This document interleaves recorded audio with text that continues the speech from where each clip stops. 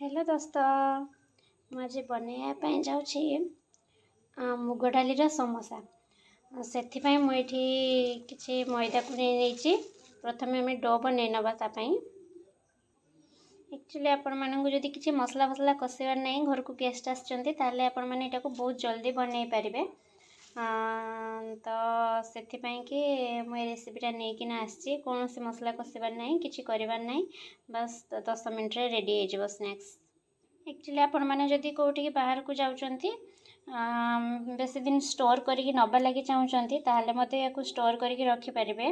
तो मो स्वाद अनुसार ये लुण नहीं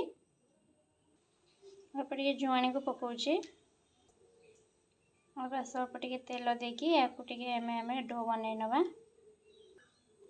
या प्रथम एमती आम हाथ में गोल नवा एमती भल भाव गोल नहीं बस एमती हल्का टे बाइंड है पर्यंत या गोल नवा एवं मुझे अल्प टे जल देकी या डो बन नवा। तो देखो आम डो पूरा रेडी हो मुझे तेल लगे दूसरी आगे रेस्ट पैन छाड़दे ता भर मुझे भितर जो स्टफिंग दबा से रेडी करनेबी। तो स्टफिंग बनवाई मुझे नहीं जो मार्केट रे जो मुग डाली जो भजा मुग डाली आसे सेटा को मुझे एक ग्राइंडिंग जार में दे दूँगी ए लुण थाए बस अल्प टे लुण पकाऊे दुटा सुखा लंका अल्प टे जीरा पाउडर गरम मसाला गोटा जीरा गोटे स्पेशल मसला दूची यहाँ को मुझे पान मधुरी गोलमरीच जो आमर जीरा जुआणी ये सब को मु ग्राइंड करके मसला बनई से मसला को मुझे मुझे ग्राइंड करने स्टफिंग आम रेडी मुझे किसी रेड चिली पाउडर को दूची कलर आउ स्पाइसीनेस कि मसला पूरा रेडी हो जाए।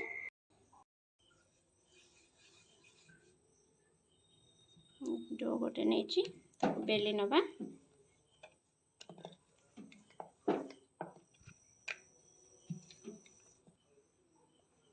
केमती बेली केमती कट करना मझीर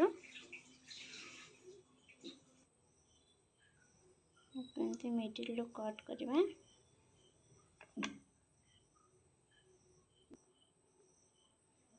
मैदा और पानी किसी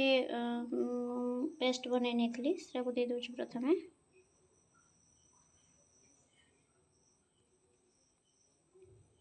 एमती बनई नवा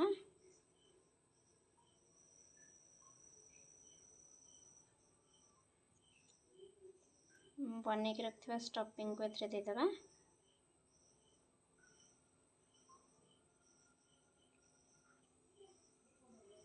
बस बंद करनवा।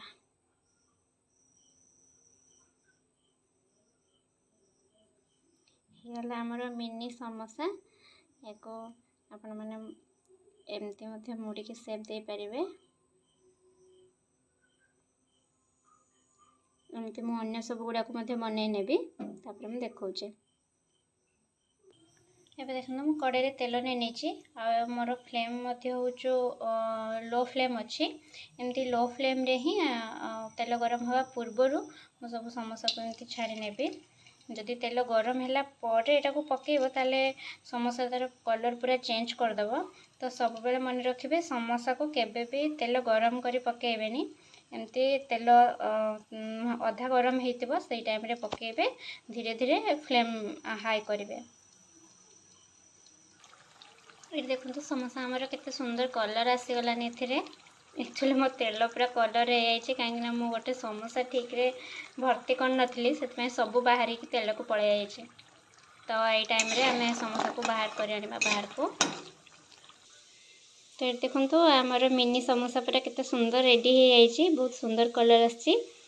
तो आपण मैंने निश्चिंत घरे बनातु एवं स्नैक्स भाव या खातु जदि कौटी बाहर को जीवार अच्छी बहुत दिन पर्यंत स्टोर करार अच्छी ताल मत स्टोर करके रखु यहाँ 6 मास पर्यंत आराम से रही स्टोर होना। तो निश्चिंत घरे बनातु एवं